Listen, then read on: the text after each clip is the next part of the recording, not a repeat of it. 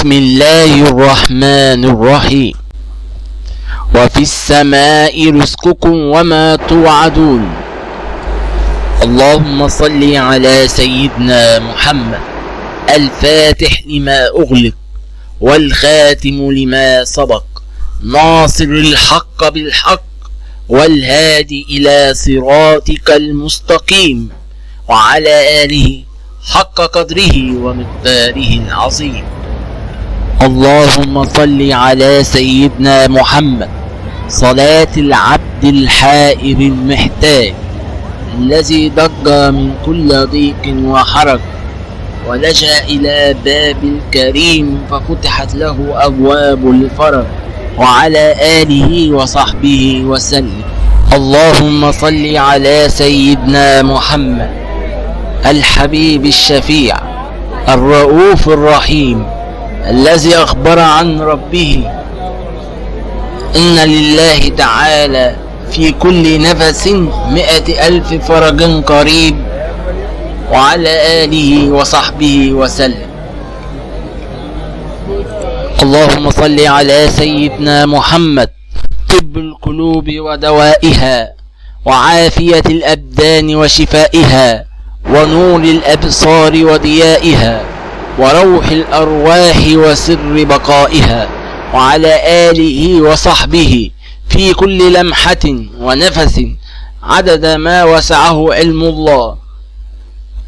اللهم صل على سيدنا محمد وعلى آله وسلم تسليما كثيرا عدد خلقك ورضا نفسك وزنة عرشك ومداد كلماتك.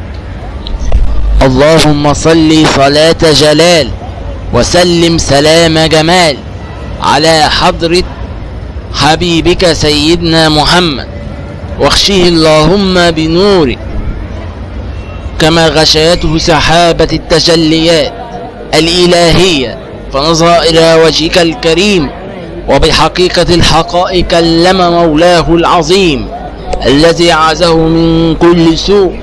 اللهم فرج كربي كما وعدت أمن يجيب المضطر إذا دعاه ويكشف السوء وعلى آله وصحبه وسلم أجمعين.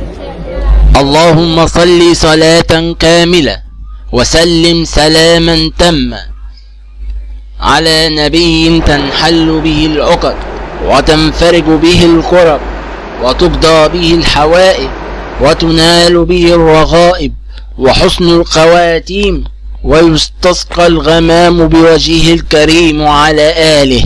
اللهم صل على سيدنا محمد عدد ما ذكره الذاكرون وعدد ما غفل عنه الغافلون.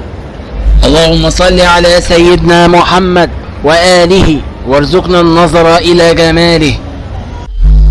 السلام عليكم ورحمة الله وبركاته. أهلا بكم في قناة ساعة مع نور.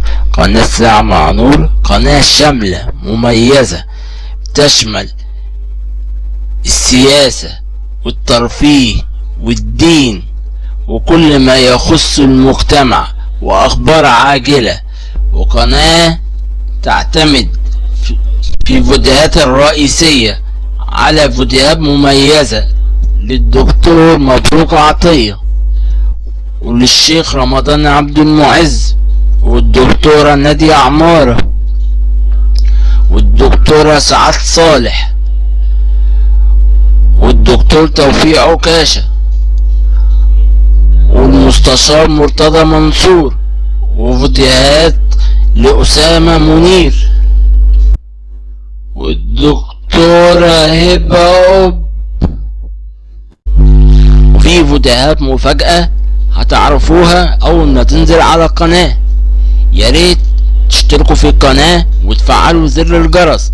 زر الجرس ده مهم انكم تفعلوه عشان يجيلكم اشعار بالفيديوهات اللي بتنزل على القناة، واتمنى دعمكم وشكرا لحسن المتابعة والسلام عليكم ورحمة الله وبركاته. طبعا اعزائي المشاهدين زي ما اتعودنا بنعلق على الفيديو الاول وبعد كده بنشوف الفيديو بالكامل. الفيديو ده يعني كارثي. عنوان الفيديو راجل ومش راجل. ايوه هي دي الحقيقة. متصلة بتقول ان جوزها طلب منها ان حد يحضر الجماع بينهم، وحاجة تانية بيطلب انه يكون في العلاقة مع مراته هي الراجل وهو الست.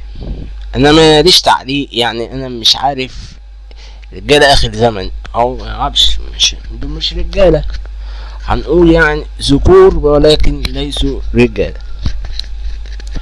يعني هقول ايه؟ انت ربنا مديك زوجة بتطلب طلبات غريبة، حتى يعني مش عارف، حتى يعني لو هزار، اذا خممت ده هزار، هزار ايه؟ ده مراتك هتستقل منك. يعني ما تقول لمراتك انا عايز حد يحضر معانا الجماع، يحضر معاكوا ايه؟ هشجع اللعبة الحلوة؟ مش فاهم انا يعني. بالله انت عايز بقى اتفرج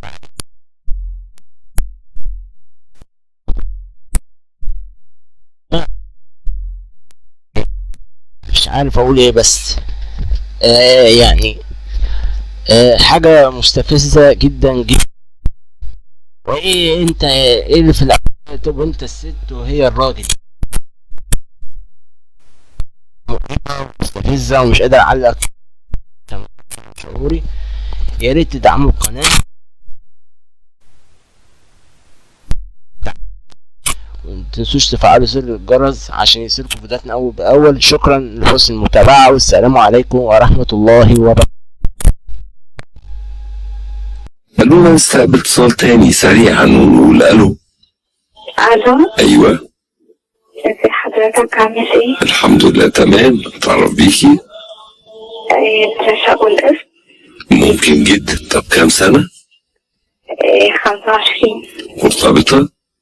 متجوزة. هو ايه حكايتكم النهاردة؟ كلكم 24 25 ومتجوزين، 24 25 ومتجوزين. طب عندك اولاد؟ عندي بيبي. بقالك قد ايه متجوزة؟ بقالي سنتين. بقالك سنتين. طيب جميل. اتجوزتي عن حب ولا كان جواز تقليدي؟ هي المشكلة مش مشكلة حب ولا جواز تقليدي ولا حاجة، هو الموضوع مختلف عن كده تماما. باختصار شديد، أنا متجوزة بقالي فترة طبعا زي ما قلت لك. اكتشفت من بعد الجواز بحوالي كام شهر كده أنا ودي شاذ جنسيا. لأن جوزك شاذ جنسيا؟ بتطلع حاجات غريبة مني أنا. ثانية واحدة. شاذ جنسيا ليها كذا معنى، عشان ممكن تكون انت بتوصفي شيء غلط. شاذ جنسيا يعني بيعمل، بسأل سؤال، بيعمل ليه علاقات مع رجالة؟ بس هو أنا معرفش، بس اللي بيطلبوا مني. ثانية واحدة بس، علشان الراجل الشاذ جنسيا ليه علاقات مع رجالة كده بيبقى ليه باين في تصرفاته ان هو لا مؤاخذة شوية. هل جوزك كده؟ لا خالص. طيب هو بيطلب منك ان انتوا في العلاقة الزوجية تعملوا حاجات انتي حاسة ان ده غلط 100%، لان مش هنقدر نفسر قوي. طبعا. يعني من غير تفكير، يعني اقول حاجة مختصرة كده يعني، بس بدون تفسير، عشان احنا الراديو بتاعنا ده داخل بيوت الناس والناس قاعدة بتسمع. اتفضلي. طبعا يعني من ضمن المرات اللي هم ممكن يقولي انا ليا مزاج ان انا اجيب واحد معايا، يجيب واحد يحضر العلاقة ما بينكم.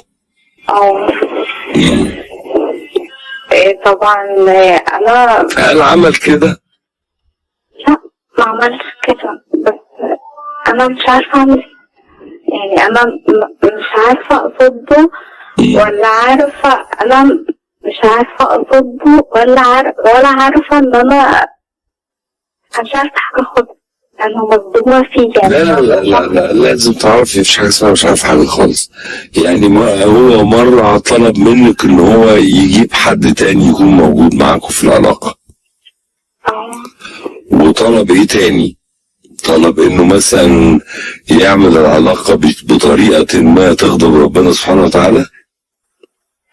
بس مش معايا انا، يعني اللي هو يعني بدون برضه تفسير، اللي هو عمل كده بنتبادل الاشخاص يعني.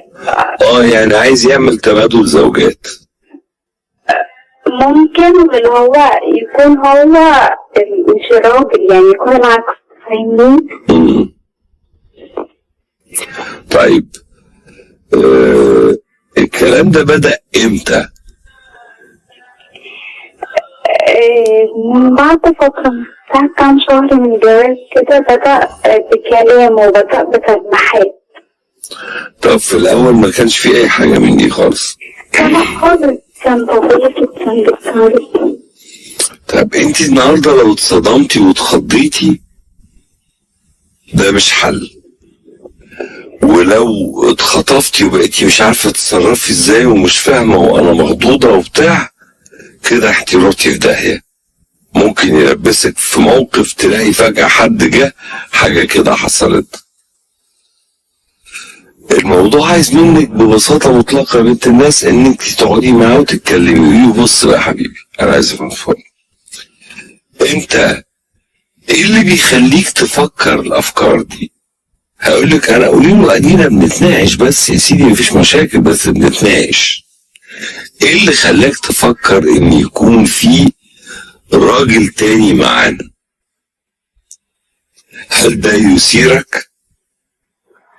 هل ده يسعدك؟ هقول لك ممكن واصله مش عارف ايه. طيب ايه اللي يخليك تفكر ان يكون في تبادل زوجات وازواج ما بيننا؟ في ملحوظة هو بيقول الكلام ده أثناء العلاقة، فبعد ما خلاص بيكون طبيعي جدا والحياة بترجع طبيعية، ولا في أي حاجة من الكلام ده؟ مهما كان، لو الكلام ده قصاد بيتقال بس أثناء العلاقة علشان يثير نفسه أو يحرك شيء شاذ جواه، لازم يتوقف من دلوقتي وبسرعة جدا. انك تقولي له الكلام اللي انت بتقوله ده اثناء العلاقة ده بيضايقني جدا، لدرجة ان انا بحس ان انا ما في ان كل حاجة باظت اثناء العلاقة. فلو انت عايز تنبسط وبتقولي كلام يحسسني باشمئزاز وقرف وببقى حاسس ان انا خلاص هرجع يعني من كلام حضرتك ده، يبقى ارجوك لو سمحت توقف الكلام ده، لان الكلام ده انا مش عايز اسمعه تاني خالص. وتكوني جدية جدا في كلامك، تكوني فيرم جدا. لو انت انسانة رقيقة قوي وحساسة خالص وبونبونة وشوكولاتاية ووردة مفتحة والكلام اللطيف ده، في الموقف ده لازم تكوني زي السيف، تتحولي فجأة لأول برايت. ما بتهزريش، وش كشر وانا ما بحبش كده وده عيب والكلام ده يغضب ربنا وانا بقرف وبحس ان انا برجع، ما تنزلش من نظري، اقفلي الدكانة دي من بابها. انت فاهماني؟ لان ممكن وهو اثناء العلاقة هو مش دريان هو بيعمل ايه ويبتدي يهيس بقى، فاحنا مش عايزين نوصل لمرحلة التهييس، لان ده بيجرجر حاجات تانية. وقولي له حط في اعتبارك ان اللي قاعدة معاك دي مش واحدة من الشارع، دي زوجتك، وزوجتك دي ليها كرامة وليها شرف وشرفها من شرفك، وما كنتش هتحافظ على شرفها وكرامتها واحساسها يبقى انت بتهدر العلاقة بالكامل. انا بحبك ومش عايز اسمع منك الكلام ده تاني، واديني فرصة ان انا احاول انساه، لان انا بجد محتاج احاول انسى الكلام اللي انت بتقوله ده وده ياخد مني وقت. حسسيه بفداحة الموقف، حسسيه بالأزمة الكبيرة اللي هو عاملها عشان يقف عند حد.